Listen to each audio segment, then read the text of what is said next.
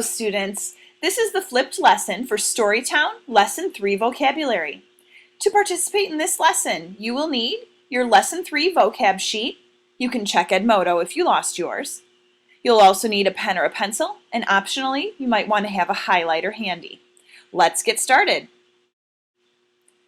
The directions for this activity are to watch and listen to this presentation on your own. Feel free to pause and go back as needed. Then, write the definition or meaning of each word on your vocab sheet. Finally, write a brief response to each question that goes along with the vocabulary word. There's also a space for this on your vocab sheet.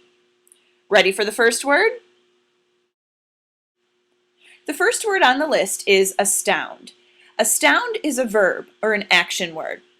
Sometimes you'll see this word written astounding with the ing suffix at the end. Sometimes this could be a progressive form of the verb, but sometimes that makes it an adjective. Let's look at the meaning. The meaning of astound is to overwhelm someone with surprise. If I were going to use this word as a verb, I might say, the magician will astound the crowd with his magic tricks. If I wanted to use this as an adjective, I might say, his story was so astounding that I had trouble believing it. Who would be more astounding as a visitor? Your friend or a monkey? Write your answer to this question on your vocab sheet.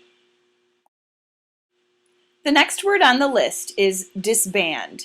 This word is also a verb or action word. The meaning of disband is when an organization's members stop working together as a group. If I were going to use the word disband in a sentence, I might say, when the team disbanded, its members went to play for other teams. So, what would happen if a softball team disbanded?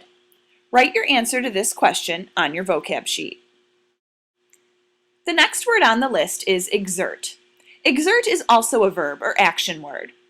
Exert means to constantly put pressure on something. Please write this definition on your vocab sheet. The kind of pressure that you exert on something could be mental pressure or physical pressure. Let's look at an example sentence. I might say, Steve exerted himself too much while playing basketball. Now think about this question. If you exerted pressure on a friend to go to a baseball game with you, what do you think would happen?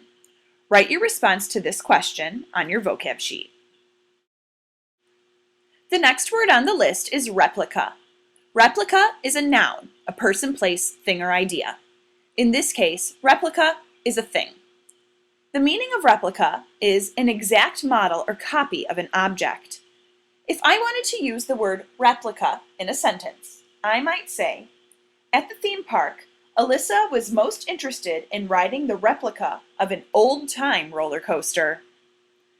What would a replica of a dress look like? Write your response to this question on your vocab sheet. The next word is rig.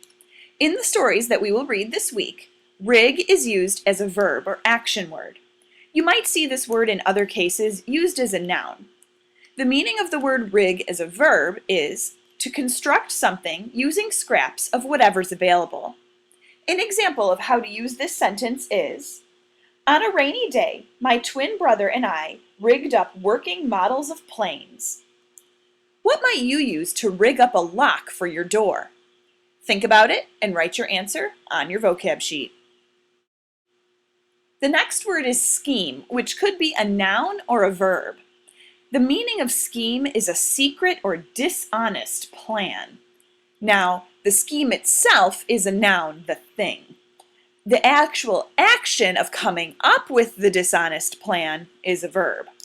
If I were going to use the word scheme in a sentence, I might say, when my money-making scheme did not work, I came up with a new plan. What schemes might you come up with to make money? Think about it and write your answer on your vocab sheet. The last word this week is stabilize. Stabilize is a verb or action word. The meaning of stabilize is to make something less likely to move in response to outside forces like the wind. Let's look at an example.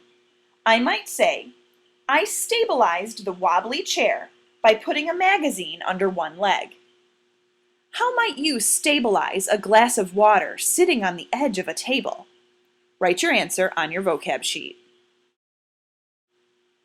You've now completed the vocabulary words for Lesson 3. So what's next?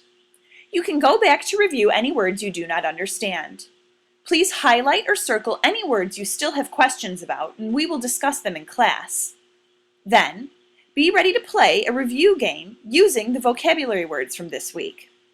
Also, throughout the week, we will read and understand stories that use these vocabulary words. Finally, on Friday, you will need to use each word in an original sentence, and this will be your end of the week quiz. Thanks for listening, and see you next time.